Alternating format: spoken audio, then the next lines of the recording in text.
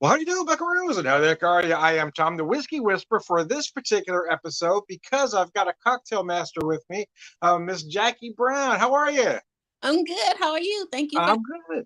Well, thanks for joining me at the pub. And what's the bartender pouring you today? today. I have a Seville Orange Oh gin. my gosh! Wow. So yeah, I got a little fancy cup for the show. Oh, nice. So what all is in that cocktail? A little lemon lime juice and Tanqueray Seville Orange. Oh, I've never had that. So It's obviously orange, but is it a little tart or it's sweet, sweet? very orange clementine forward Oh, clementine. Okay. instead of like low on the juniper, high on the orange. Gotcha, guys. So more citrus than herbal. Yes, yes. All right. Well, take a drink and tell us how it is, and I'll introduce my cocktail here.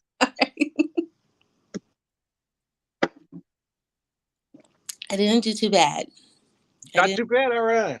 So, Nice. so I went kind of classic on you. I've got a version of an old fashioned. So I'm using some Riverset rye. It's a 93 proof rye. Okay. Show you that bottle there. I've got 3 ounces of the rye. I've got 1 ounce of my homemade simple syrup. Now, what I did different with this particular simple syrup is I have it infused with tarragon.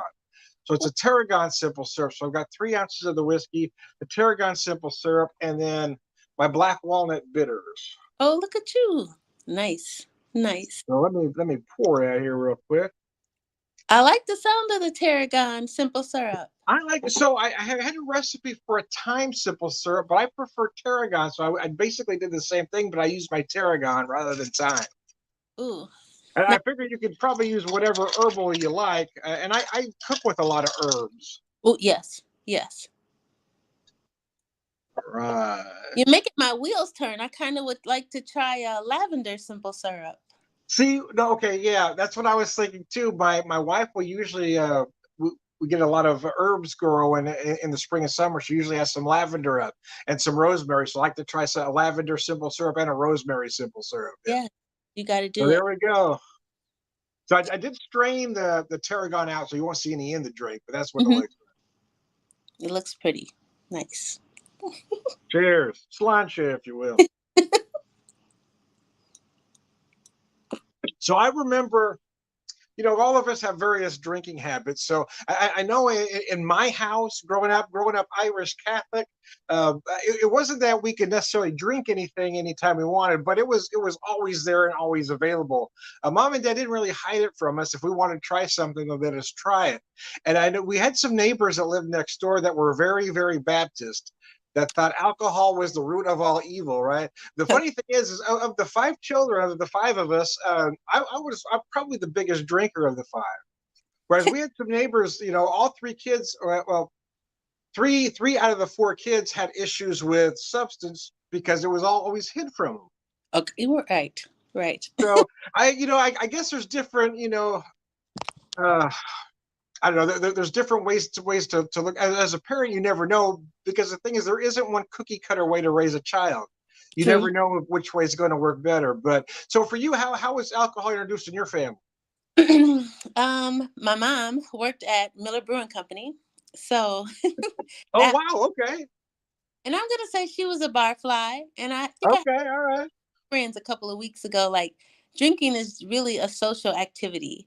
So it's Mhm. meet and gather with your friends and family sometimes, even like for a wedding, for a passing, for a graduation. So it is a social thing to do. So it was also in our house. My mom had a bar and it was like, I don't know how to explain that decoration, but like a puffy pillow style with rivets in it. Mhm. The rivets spelled out her name. So she Oh would wow. often host boxing parties. She was into boxing. She's very still into sports.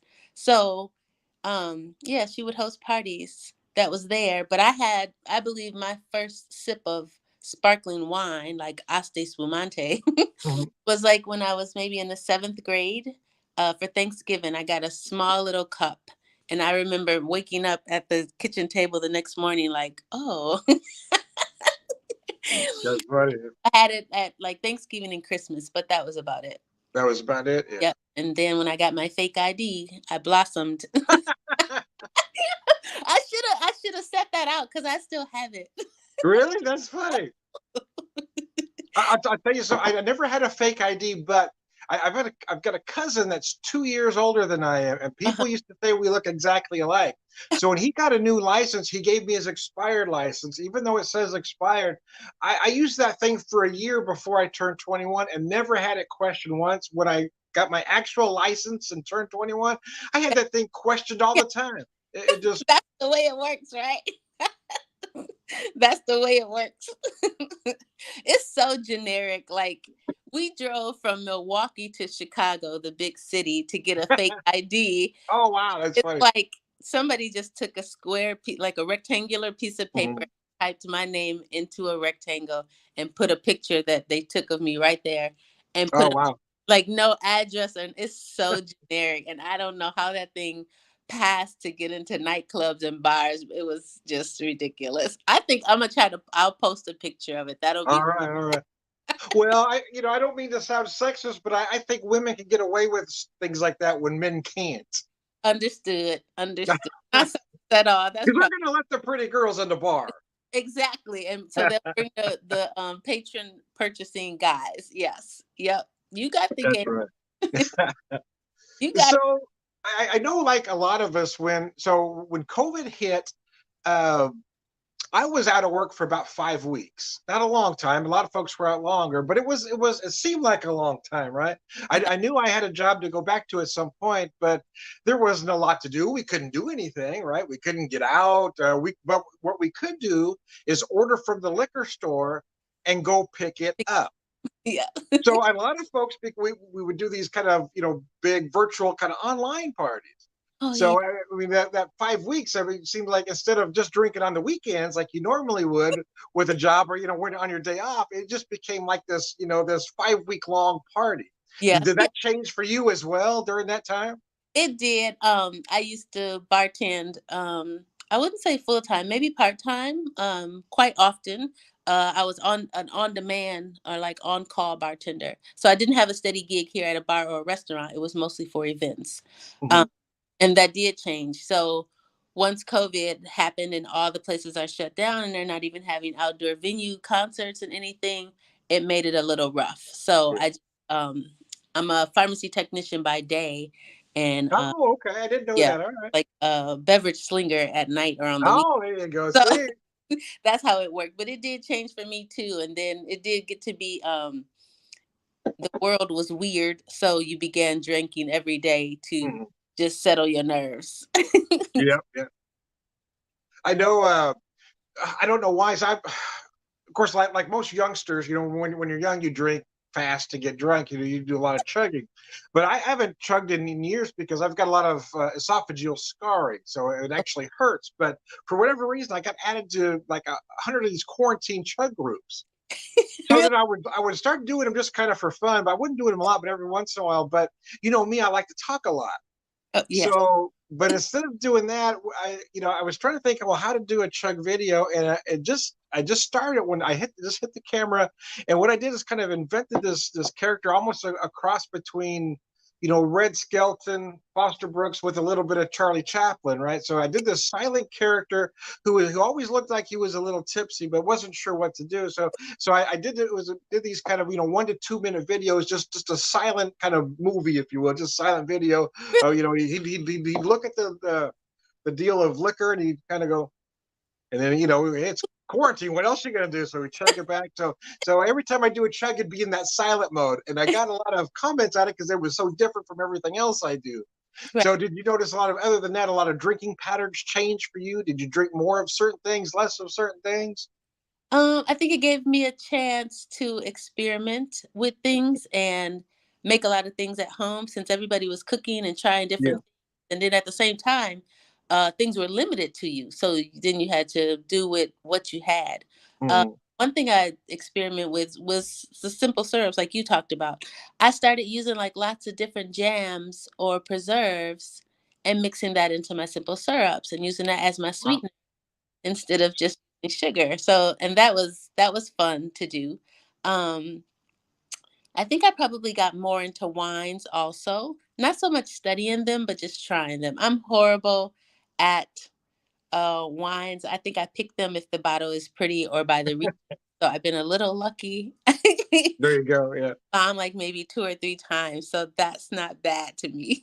No, that's pretty That's good. bad. My wife just started drinking wine this year, so we've been visiting a lot of local wineries. Do you try Mhm. to hit small wineries in your neck of the woods?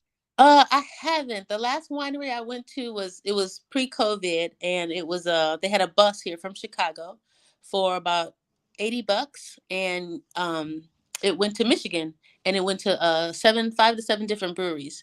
The last brewery was a distillery. It was not a wine winery. It was a distillery. I do remember that. But that was probably the last time I went on a winery tour. So you just gave me a homework Oh, assignment. there you go. Yeah. Well, we found out we've got several small ones within, anywhere between 25 minutes and about 3 hours. So we've been trying to hit a lot of the. We've got all the ones that are a little bit closer. There's a few about 3.5 hours away we haven't hit yet, but Okay. we've hit quite a few since May. It's when we first started back in May of last year. So Okay. Okay. so have you noticed difference? So okay, let me say it this way. I know when I was a younger drinker, let's say 20s, Uh, my drinking patterns then are much different from now. That my drinks of choice were much different yeah. than now.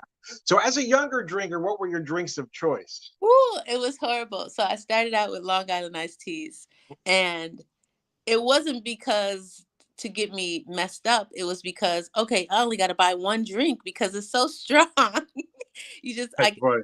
one drink. And then I think I probably progressed to trying more fruity drinks like a margarita or Mhm. things like that. And then now it's craft cocktails. So those are very fun to see what people are using to combine Mhm. those cocktails. I also like to sip more now. So it's either wine or it is going to be like a Manhattan. And I Yeah. feel or Manhattan or old fashioned. And I feel like a Manhattan or old fashioned is like the adult version of a Long Island iced tea because it's strong, but we're more sophisticated now in our age, so we just sip a little bit instead of slamming down $7 Long Island iced tea. That, well, the thing about Long Island iced teas, though, too, is it's a bar trick, right? Because they use the bottom shelf liquors and charge you a lot of money for this drink. So Yeah, so you're basically drinking rot gut liquor, and you're paying a lot of money for it. yes, but even that, some places even have a high end a Long Island iced tea. Like it's about 25 to 30 bucks for a Mhm. high end one where they're just using all the top shelf names. But I'm like, Wow. it's still a Long Island iced. One of the weirdest drinks, well, not weirdest, but the weirdest name drink that I had growing up, when I was a younger drinker, was called the Stump Lifter. And Okay. weird. So you would go into this bowling alley. It was downstairs, and there's a bowling alley, and then there's an arcade, like true video games and pinball machines. And then there's a door there. And you open this door, and there's two vending machines, and there's a bar, and it's packed. But you wouldn't know that because the door is always kept closed. You can push it and see if they're open. It's like a gamble. They may or may not be open. You don't know when they're going to be open. Oh wow. And you had to know the secret menu. You could not just walk up and order like a Jack and Coke. You had to know the secret names of the drinks. So Oh wow. I saw somebody walking around with a like a small, like a like a picture of beer you get when you're bowling, Mhm. plastic Mhm. picture. It was a smaller version of that. And I saw somebody with a straw, and I'm like, that looks like bigger than a Long Island iced tea. What is that? He was like, it's called a stump lifter, but you can only get it behind the door. So he told me, and I always had that drink. And as an adult, I think that it was probably a Long Island iced tea with a bunch of fruit juices in it. I was going to ask you, did you know what was in it Oh exactly? my! And I love to go into that place because I Yeah. had like someone gave me the code. I was like, yes, I'm in. I'm in. Can you imagine drinking out of a small pitcher of like a Yeah, that's funny. There were places that would do that. I grew up in Southern California, so sometimes you see those little mini pictures. Yeah, it yes, yeah. was kind of a novelty thing. Yeah, I once had a boot. Have you ever had a beer out of a boot? a boot. Yeah, yeah. I had a baby boot. Like it was Baby a boot. glass baby. Yeah, that's what. Uh, But I was like, I had a baby boot. That was kind of cool. There's a bar in Milwaukee called Why Not Two, and they serve beer in not is it called chalice, the big, like a big chalice, Hmm. and they have baby ones, but you have to know the nickname of it, and it's called a baby boomba. So Okay, okay. a small baby chalice, so they're kind of cool. That's my favorite thing to get there, because I don't think I can drink a whole one, and you don't want the beer to get warm, so it's best if you get a baby boomba. You know, baby, you don't want it to get warm. No, Yeah. no. So, old fashioned or Manhattan? Do you have a particular liquor you prefer in either one, uh or a brand name are maybe? nice because you can experiment Hmm. with the whiskeys and the bourbons that you choose to make with those, and also a tequila. Like I've had a mezcal Manhattan. Yeah. Oh, Those. really? No, that I haven't done. That's interesting. Do you like? Have you had mezcals? Have you tried Oh them? yeah, yeah. Yeah, Oh yeah. It's been yeah. it's been a while, but yeah. Pretty nice. Pretty nice. Or even an old fashioned. Those are good too. But I think it allows you to experiment more and taste different things when you get the Manhattans and the old fashions. So yeah, I think my go-to right now at home is going to be Woodford Reserve, uh, Oh yeah. rye. That's a Oh yeah. It's a good rye. Yeah. pretty good one. That's a pretty good one. But you can go off the cusp too and get some of the other ones. I try to buy. I try to buy as much local or local-ish as humanly possible. Hmm. This one isn't that I have here, but I found it because it's. Have you heard of Blue Note bourbon? No. Blue Note is a great bourbon out of Memphis, and these are the same folks that make Blue Note make this Riverset rye. So that's one reason I tried this rye. I do like a rye for an old fashioned out of Manhattan, but sometimes a bourbon is good too. But I know if I use a bourbon, I want a traditional bourbon that uses rye as a secondary and not a wheated bourbon. For me, the drink is too sweet with a wheated bourbon. Yes. Yes. We don't want it sweet. We've had our. No, no, you don't want too sweet because that's what the simple syrup and the sweet vermouth is for. Yes, that's true. That is true. But do you prefer either cocktail to the other, or does it just depend on maybe the season, the weather, the mood? Exactly. Like I can't believe I'm drinking gin tonight, but the tastiest, quickest cocktail I can make, Uh, fresh off of airplane. Yeah, so probably more darker liquors in mhm. there. Like it's a little heavier, sugary. And I okay, here's a weird nugget. I drink red wine when it rains, like thunderstorms. I don't know why, but somehow I made the two go together because who I don't want to hear the thunder. I'm scared of thunder. So red wine makes me sleepy. So I always drink red wine when there is a Oh, that's interesting. I'll uh have to ask my wife that if she really likes red wine when it rains. Yeah. she maybe a sangria in the summer is nice and easy Hmm. to make, quick and easy. Those are fun. You take the sugar and the fruit and let that sit in vodka or bourbon or rum, whatever your choice Hmm. is, and let that sit for the first 24 hours. And then you build the sangria the next day. It's very, Yeah. very nice, quick and easy. And when you're going to a party, girls like that stuff. I know how you know how to work the crowd. Like long as the ladies are happy, make sure you make a drink for the Yep. ladies. Share Yep. with the ladies. So back in September, we went visited a couple wineries in St. James, Missouri, about 2 hours from here, Mhm. and found a place that had wine slushies. My wife found she loves wine slushies. Have you had those? I have had. I think I've only had one so far. A rosé, like a Uh-huh. yes, like a rosé slushy. So how did you like it? um, the one I had was pretty sweet, and it was okay. I probably would try another one. Like especially like if you go to the summer festivals and it's Hmm. that, that's probably good timing to have those. Yeah, she Did you so we try went it? to Did the. you like it? No, we went see. No, I didn't try it actually. We went to this place called Prairie Barn Winery and Christmas Tree Farm. It's a very interesting place. A couple owns it, probably about our age, maybe slightly older, but my age, not yours. I'm older than you, I know. But they were funny though. It was it's got this interesting setup. They got this like wine. They don't serve food in there, but they got these pairings with a bottle of wine, some meat and some cheese that these different like cuts of summer sausage or that kind of thing, Okay. paired with the cheese that with each particular wine they call a bucket. So you for about $10 more than just the wine itself, you get the wine. I mean, you get the summer sausage, cheese, and crackers. So you get this, and you go up on, you can go out on their deck. We were just kind of sitting out there, but this one she found out they had slushy, so they gave her one to start with for a sample, but it wasn't quite ready yet. So we went up there and we were just relaxing and talking up there. And about 10 minutes later, the husband comes up and gives her a slushy. Uh, so she's trying to say, oh, this is good. So, and then about 10 minutes later, the wife comes up. She says, I didn't realize my husband already brought you one. So here's one on the house. So she basically had three, paid for one, and I had to drink the whole bottle of wine. Don't disappoint us, Tom. Did you finish it? I did. I had to finish it. But see, my wife was driving, so we actually just kind of hung out there for about an hour, until everybody was safe to drive. Oh, I lost you. There you go. Are you back? Oh no, I got a call. Oh no, And I okay. had to decline. I'm sorry. Okay.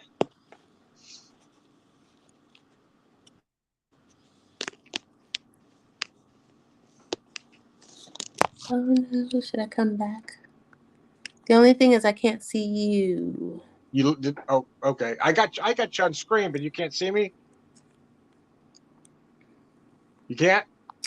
Oh, If you need to, I tell you what. If you can hear me, leave and exit come out. back. You can exit out, and then click the link again. Anyway, technical difficulties there. I'll just keep talking. Yeah, that was it was a fun trip because she was really just starting to learn about wine. So we'd hit two wineries a day before, actually three wineries a day before, Peaceful Bend, Belmont, and then a Merrimack, and then that next day we went up to and hit Peaceful Barn, and we spent about 3 hours up there just kind of relaxing. And we like I said, we just kind of hung out and talked for a while after we were both done drinking, just to kind of relax. And it was the weather was perfect. It was late September, so it wasn't too hot. It was just about, it was just right. It was Goldilocks weather, just right. So, oh, let me get my guest back on here. Let me bring you back up. Sorry. All right, we there? All right, all right. People are Technical so difficulties. disturbed. What the hell? So okay. Sometimes it's different, drinking a cocktail and making a cocktail. Do you have cocktails that you prefer to make, or you have, like maybe specialties of yours that you like to make on occasion? So okay, so this is kind of weird, but I feel like sometimes like the chop, like the show Chopped where they have the Hmm. basket of ingredients, Oh where yeah, yeah. like look around and see what you have. Like if I have like a jalapeno blueberry jelly, Hmm. then we can mix that with vodka or tequila and see where that goes. So it's always like I'm using something different as a sweetener. Uh, Wow. Okay. Probably that's the simplest thing I'll do. The quick and easy, dirty way to do it. Like if it has more than three ingredients, I'm not gonna do that at home. Yeah. See. Outside or to take to a party. Lots of people. When I first moved here to Chicago, it was like a lot of the parties were BYOB. Whereas to me Mhm. in Milwaukee, everybody had like a bar set up. They would go get it in just two quick pours. But here it was BYOB, which I feel like forced me to be a little bit more creative in my drinks. But if Mhm. I'm here at home, it can't have more than three ingredients. I haven't expanded that far and experimented that far. But out in the real world, I do like craft cocktails. I like to see what people are making and inventing, Mhm. which is pretty nice. I think I mentioned before that curry gin gimlet at Buckley's restaurant in Milwaukee, which is really good. And they use Black Door gin. So, yeah, at the moment, that's probably a very nice go to cocktail that's homemade. I know that they make the curry syrup by hand in the basement, which takes a couple weeks Wow. to curate. And but it that is a marvelous cocktail. So I'm happy to have the crafted cocktails. Just have a little bit of patience There and you go. drink. People always complain about that, but it's like, but it's gonna taste so good. And now that they start adding a presentation to it, get you a little excited about it. So yeah, those are always good. Those are good. So back in 2015, my wife and I went to St. Louis, stayed at a place called the Moonrise Hotel. That's kind of got this like space kind of theme to it. Ooh, And they have this rooftop bar where they have a month old Manhattan. a month old A Manhattan. month old Manhattan. And that thing was just absolutely delicious. Now, if you go to the bar downstairs, the bar in the lobby, they have a year old Manhattan. Oh. Now, it's not cheap by any means, but boy, it is good, boy. All It right. just sits in that, just sits in the little barrel, sits in that barrel for a year. God, that's crazy. It's crazy. I think I paid. And this is back in 2015, mind you. Right. The month old was 20. The year old was 25. That's wait a minute. I would that's not a big difference. I probably would have doubled the price because it was a year. Yeah, it Ooh. was only 25. Yeah, Do it they was really good though. do something different every time, or they can stay consistent with the barrel that it's in? That I don't know, to be honest with you. That's a good question. I don't know that. Yeah, I'm not even sure what barrels they were using at the time, to be honest with you. I think it was just kind of a standard oak. But Okay. yeah, I'm not sure if they were using a specific barrel or not. That's a great question. That's always a good thing to try. I know that there's some wines that are aged in barrels. I had a Chardonnay that was aged in like a tequila barrel. That was pretty Oh, good. wow, that's interesting. Red wine that was aged in bourbon barrels. Mhm, Um, so yeah, when they mix those kind of things, those are actually pretty good. And I think they've started doing that with some beers too. So mhm. it's always a good taste. I'm a sucker for those because I want to try and see what it tastes like.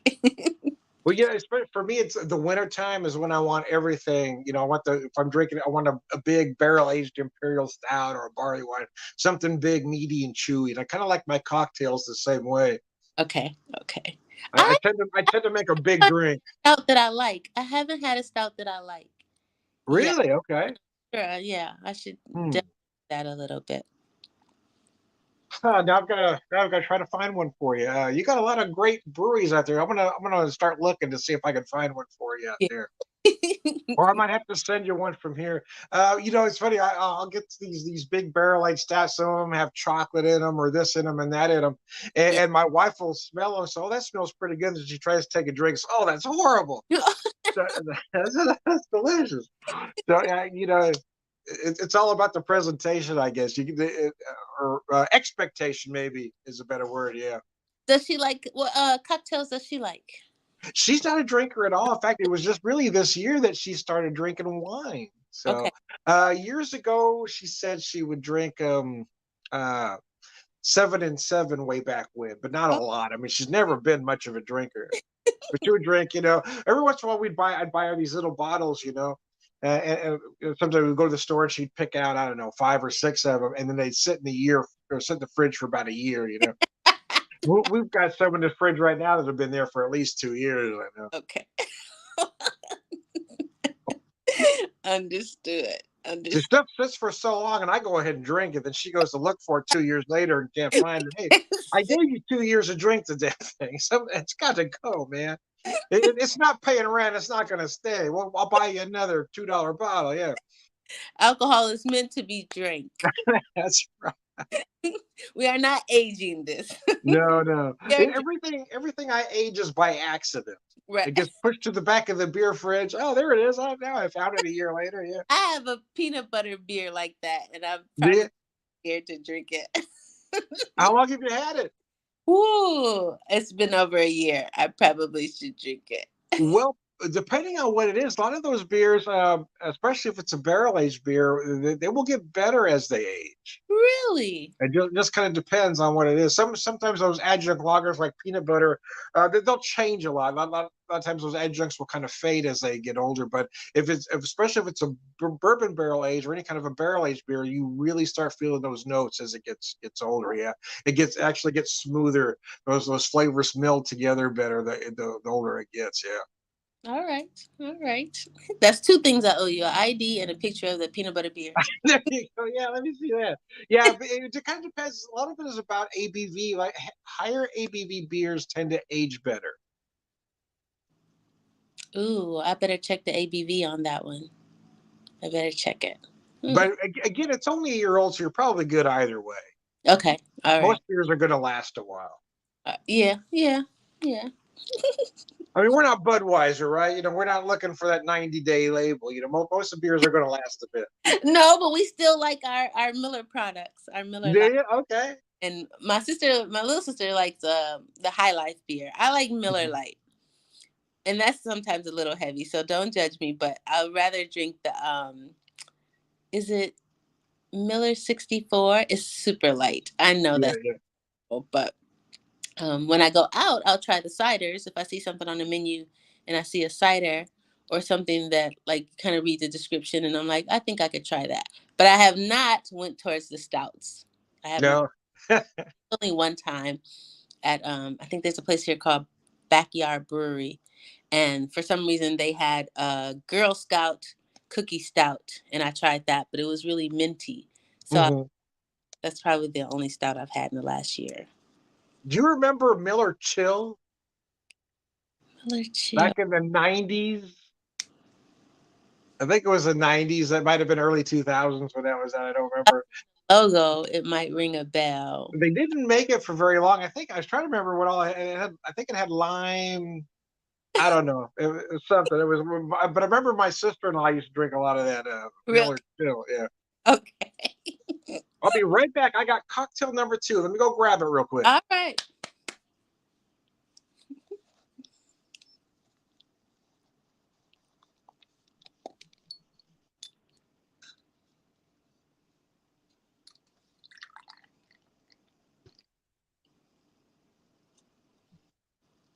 Now, typically I'm off on Fridays, but because we had a snow day yesterday, I've got to work tomorrow.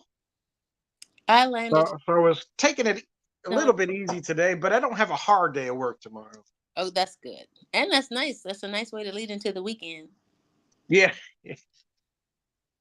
Yeah, I usually work Monday through Thursday and I'm off the weekend, but we were out yesterday with the weather. How was your weather in your neck of the woods? Did you get that big storm? I was in Hermantown, Minnesota for work. Oh yeah. And it snowed for over 24 hours, but oh good Lord. It was nothing like it, maybe an inch accumulation. It was very light. It was very, very light. And then when I landed here in Chicago today, it was snowing for a good part of the day, and it had snowed the day before, so about 3 inches, I think. I wasn't expecting that. And it was cold in Hermantown. It was like 6 degrees. Minnesota's cold, man. That's why they're grumpy. That's why they're always drunk and grumpy. If they're not grumpy, they're drunk. That's why they're happy, because they're drunk, man. What? I thought you're supposed to be a happy drunk. Well, yeah, because when they're drunk, they're happy, but they're not drunk, they're grumpy. But because I do want to thank you though for getting on with me tonight, because I knew you had that big trip. I knew you were out there yesterday, and then flying back, and then you got to work tomorrow. So thanks for joining me at the pub. Thank you for having me. Thank you for having me. So this one is a little different. I got here. It's I did a video last week with a friend that wanted to do some cocktails, and he wanted to do a cocktail using Amaro, which is kind of an herbal liqueur. Now I've got a Amaro that's coffee infused. Okay. So I was looking up different cocktails, and I found one called a Busted Pipe. That basically is bourbon, the Amaro, and then a cherry and a lemon twist. That's all there is to it. It's very simple. Very simple drink. So I did a version of that using this particular bourbon. I've got this particular bourbon. It is Puncher's Chance. This is a past strength bourbon. Okay. And then it's J. Riggers. J. Riggers is a distillery out of Kansas City, Missouri.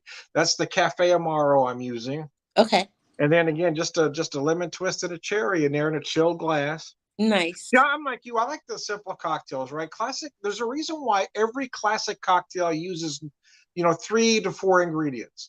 There's a reason why. I mean, if you're talking a Manhattan, an old fashioned, martini, I mean, every classic cocktail is simple, and there's a reason for that. You don't need 6 liquors and 6 liqueurs to make a drink. That is true. Unless you're having a Long Island iced tea, I guess. No, right. I think everybody can remember their first Long Island iced tea because I was 21 when I first had one, and you get hammered on those things, man. Yes, you do. You do. That is true. My mom and dad took me out on my 21st birthday to this seafood restaurant on PCH called Sam's. It was a very good restaurant, but it was a little cheesy, right? Okay. So they had this cocktail called a Shark's Tooth, and I'll be damned if I can remember what was in it now. Is it come in this specialty glass, right? You got to take the glass home. So my dad was normally rather frugal, let's just say, but he took great delight in buying me two of those things, Oh, and they were carrying me out the door, man. in Milwaukee, there's a couple of Mexican restaurants, and they serve very hearty margaritas. And I remember we took my mom, and we all got margaritas, and she didn't drink, and she was like, "Oh, I want to try one," because they were red, white, and blue, so they like layered them.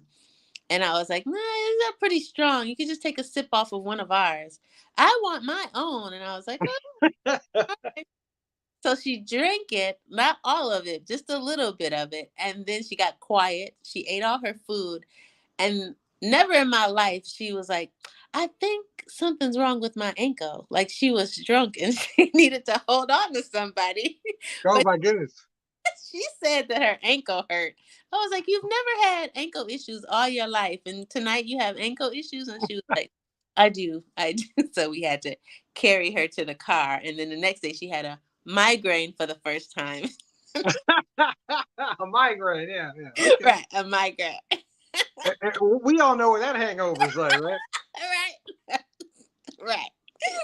So you talked about your mom earlier. You said your mom was a boxing fan. Are you a boxing fan as well? Yeah, because she's got it on in the house and you see all the people and everybody's all rallying around and stuff. Oh wow. So Got any favorite fighters or favorite fights from way back when? Because I probably was a bit of a junkie myself.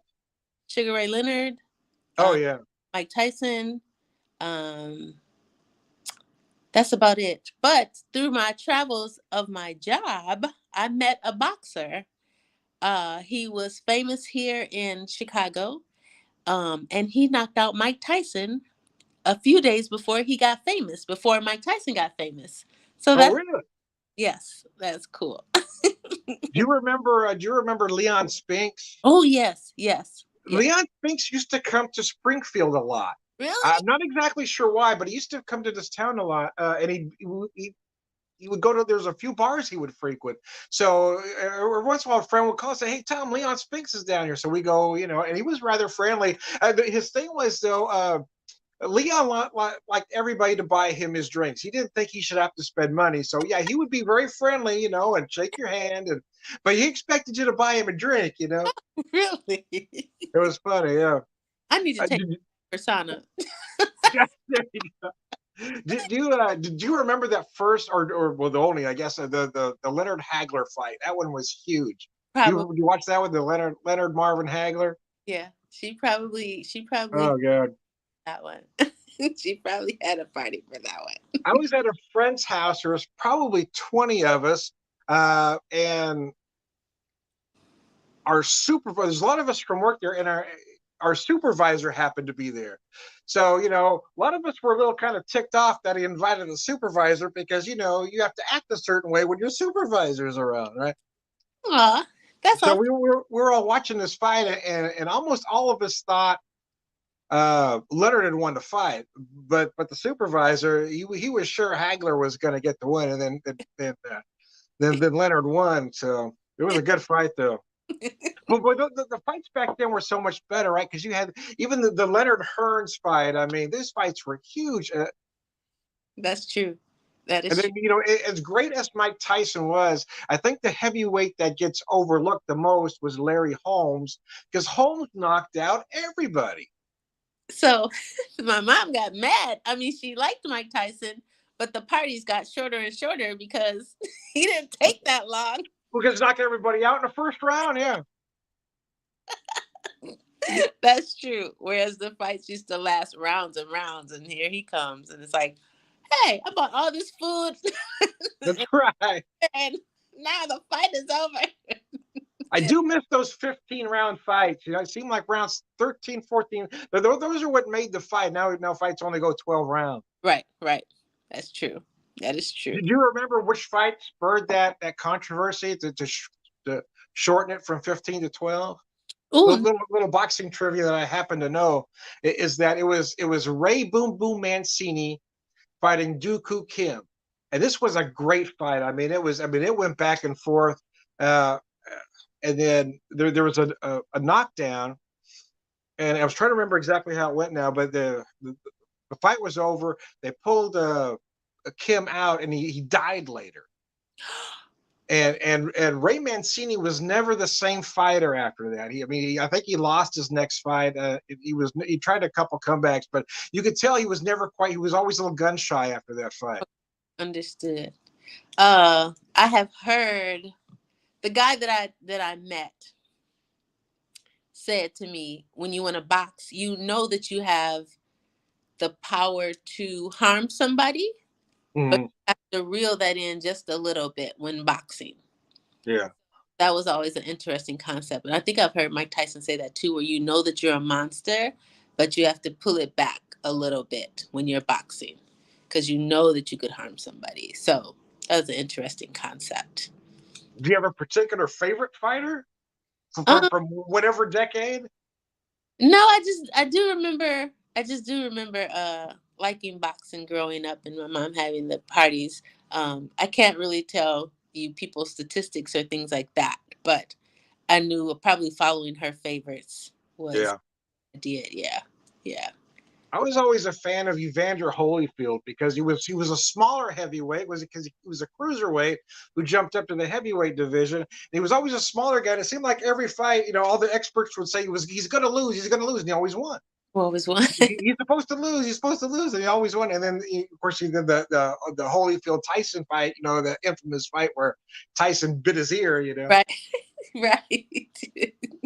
That was wild. Those were wild times. That was a wild time. But I remember the 70s, watching those fights with my dad. Dad was a big fight guy too, so everybody would always be over at the house. The old Muhammad Ali fights. The Thrill in Manila, the Rumble in the Jungle. Yeah. Man, I just don't think you have fighters of that caliber anymore. True. That is true. That is true. I was just thinking about I've never seen a Muhammad Ali fight, and so I'm pretty sure hopefully I can find some on YouTube I would like to watch. Yeah, I know ESPN used to replay a lot of those old fights. I don't know if they still do, but I think it might have been ESPN2 or ESPN 37. Who knows? They got a million channels, but yeah, they used to replay a lot of those old. And I used to watch them. My wife would kind of make fun of me because who's going to win it, right? And I'm yelling at the screen and talking to the fighter like the fight is happening right then, even though I already know the outcome, right? Right. I do the same thing. You ever watch the movie Miracle? No. It's about the Miracle on Ice, the 1980 U.S. hockey team. Oh. Well, of course, the outcome of the match, and every time I watch that, I'm yelling at the TV like it's going to change the outcome somehow. You're so involved. I am. I get into it, man.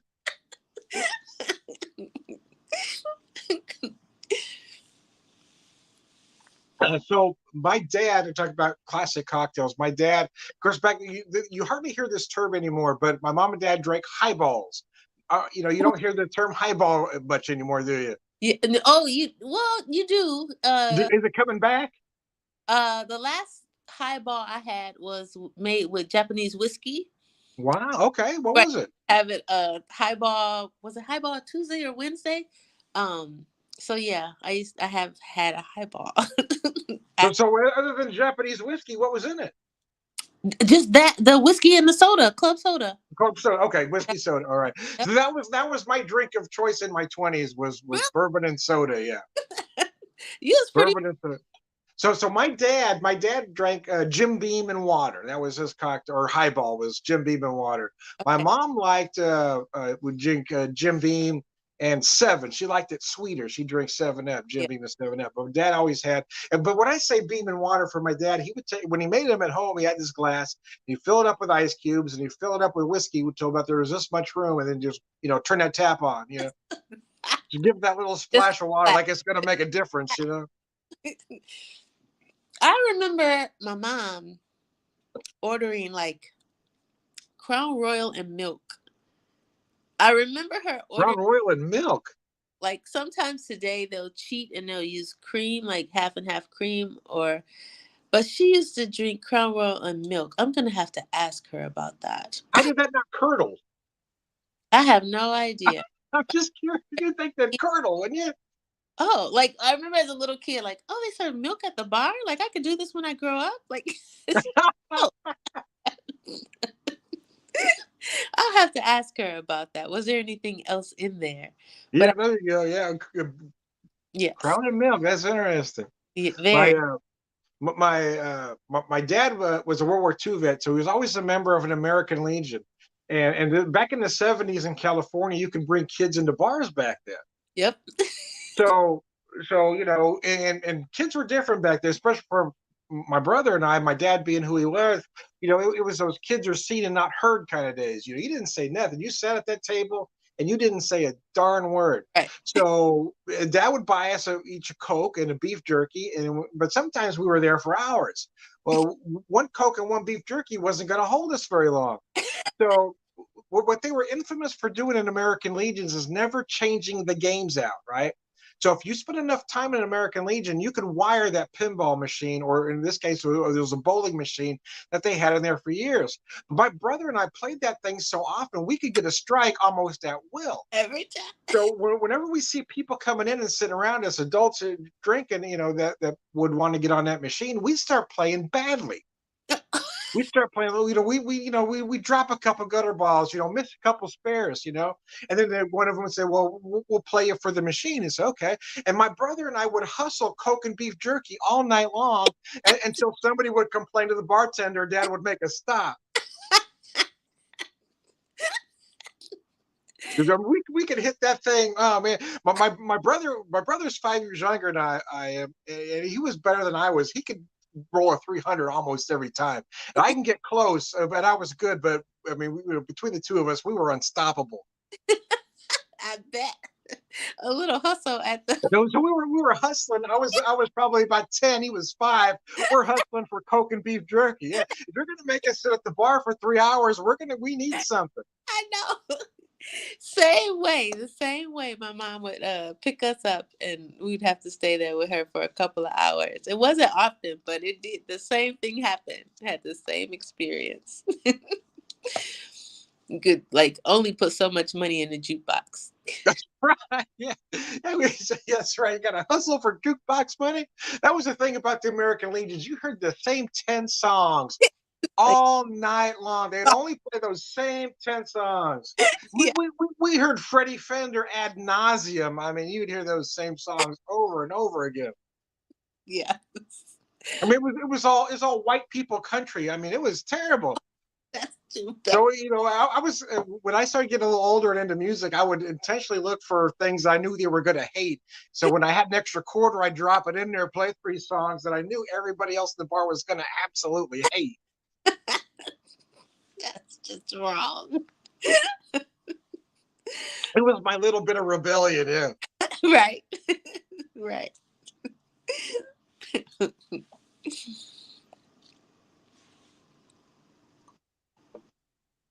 So,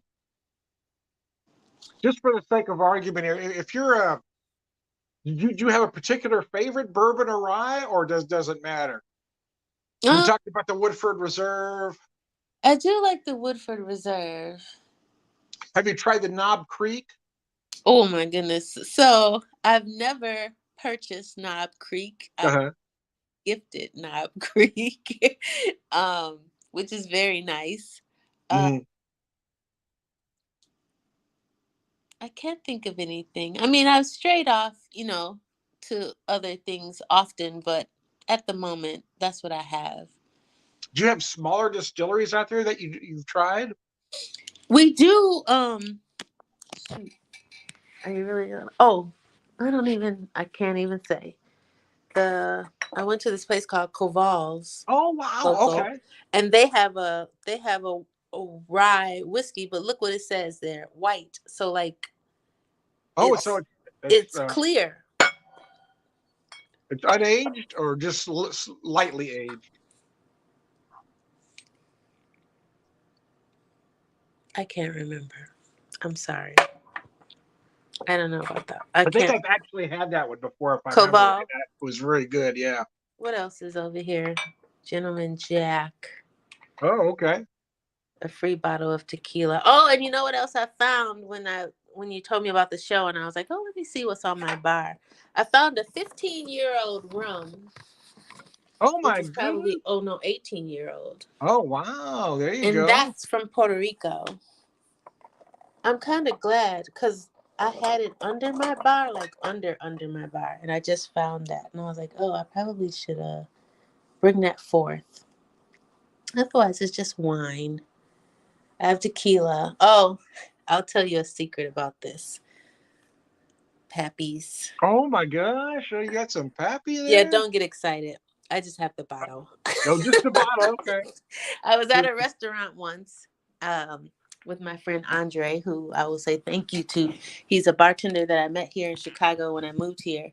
And he was the one responsible for all of my education and opportunities here bartending. And we went out one night and somebody ordered Pappy. Hmm. And the lady poured it, but it was just like less than a shot left in there. And she gave it to me. And he was like, take that bottle. Like that was the last of the Pappies. You have to take the bottle. So I Uh, was like, okay. So I'm pretty sure right now there's like residue of the Woodford Reserve in there. There's no Pappies in there. that's funny.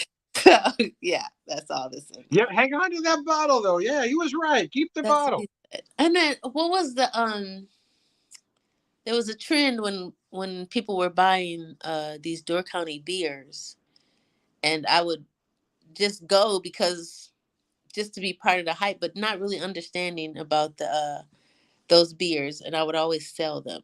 Like they were like $45 a bottle. Um, so I was part of that trend when that happened. But otherwise, that's about it. Nothing exciting on my bar these days.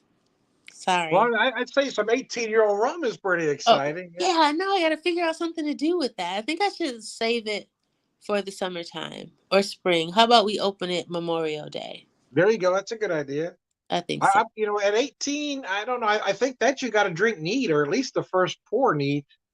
All right. You said first four or pour? First pour, first pour, first pour. You got to try it neat first. That's an 18-year-old rum, man. The first four. I like No, that. no, first pour. For first pour, whatever. Hey, you do you. I'm not gonna judge. Right. So yeah, I'm glad I found that. So I was making a joke earlier about the Legion jukebox. I mean, it seemed like we had nothing but cry in your beer stuff. There's a lot of Freddie Fender, a lot of Willie Nelson. So anytime I could find something else, I'd always play it. Did you have any memories like that as a kid with with particular songs or jukebox? A lot of funk, a lot of Rick James, um, Roger Troutman. Do you remember the soundtrack to Shaft? Oh yeah, yeah. Okay, so I got a story. That song, Isaac Hayes, baby. lyrics to that song, and it was like Shaft, damn right. And every time Mhm. Mama Brown would be like, boop, popped in the mouth, no matter where we were. But I was like, I'm just talking about Shaft, and she was like, so yeah, Oh man. that's quite a memory. Is the soundtrack to Shaft.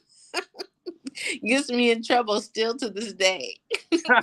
See, she still won't let you say damn right, huh?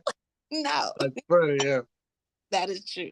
Well, So speaking of Rick James, I was cranking my stereo. I thought Dad was out of the house, yeah. but he wasn't. So I was cranking. I was, and he walked in right when he's saying, it's a very kinky girl. What the hell are you listening to, boy? Rick James, Dad. I'm just. Oh man.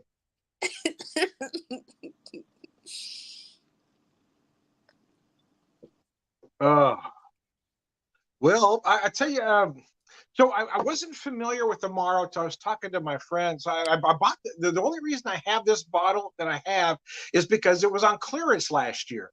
It was on You clearance see, for it was like $5. It was normally like a $30 bottle, so I bought it for $5. Of course, I bought it. So then, but then after I bought it, I got to figure out what to do with it. So I talked to a friend. Said, "Well, you can do." Then I started looking up cocktails, and so have you done that though? You got something by accident, or just try to figure out how to put a certain ingredient in a cocktail? um, yes, like I mean, if I had, what did I have? Blueberry jalapeno. So then you have Mhm. to think about, I have to get something that's like base, like a vodka. So something else that's not adding on top of it. Sometimes a tequila. Um, so yeah, you have to think about things like that. And I guess it's probably the weird stuff that I'm trying to mix in to a drink. Mhm.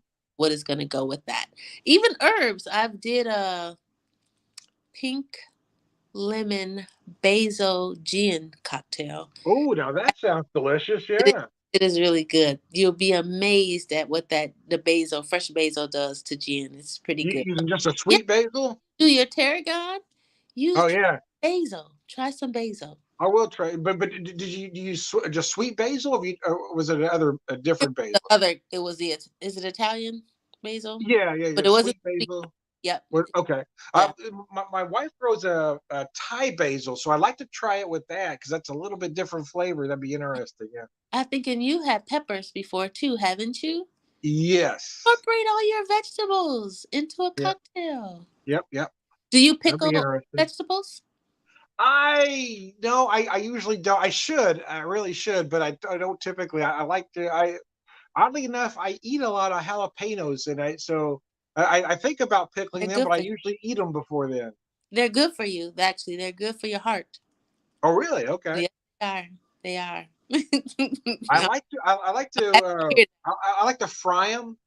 Put a nice sear on each side, and that brings all the sugars to the surface. Yes, and take. Do you take the seeds out? I take a few seeds out. I can No, handle. I just chomp them. You are brave. You. I made a joke. We got this Mexican restaurant in town. We were one of the first people to go there. Now they're huge. But I used to joke. He used to make the jalapenos just for every time he'd see me coming in, he'd make me a few up right away. So I joke with him. I say I eat them pretty good for a gringo. He says, "No, you eat them pretty good for a Mexican."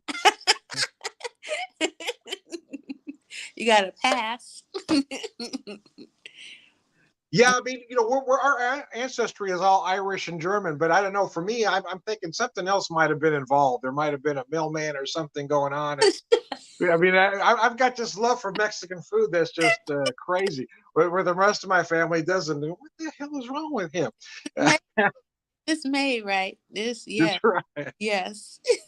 And beyond tacos, I've had um a poblano pepper Mm-hmm. with ground sirloin, cheese, white raisins, Right. and Wow. a walnut paste, a walnut cream paste. Oh my god, that's like my favorite. That sounds interesting. Okay. Yes, it is. It is. Yeah. So my wife usually grows some poblanos because we like to do, chili rellenos. So then you can infuse your peppers into something. Yeah. Yeah. Hmm. We'll try that next summer. We'll see. Yeah. See, now we got to compare cocktail notes. We'll, Uh, we'll do another video 6 months from now. We'll talk about summer cocktails. oh, What we'll do is we'll just talk about simple syrups. We'll make like 6 simple syrups, or well, we'll do, let's say two. We'll do two cocktails with two different simple syrups. okay. All right. The challenge is accepted. All right. Oh, mercy. Hey, I want to thank Miss Jackie Brown for joining me talking about cocktails. Thanks for coming to the pub with me tonight. Because I know, you just came off a plane, go And, work, plane, and then you got to go to work in the morning. and now I'm relaxing. This is There you go. Thank you. So, thank you. hey, I want to thank everybody for joining me at the pub. Hey, thanks, Jackie. I appreciate it. Thanks for joining us at the pub, man. We'll see you next time. All right.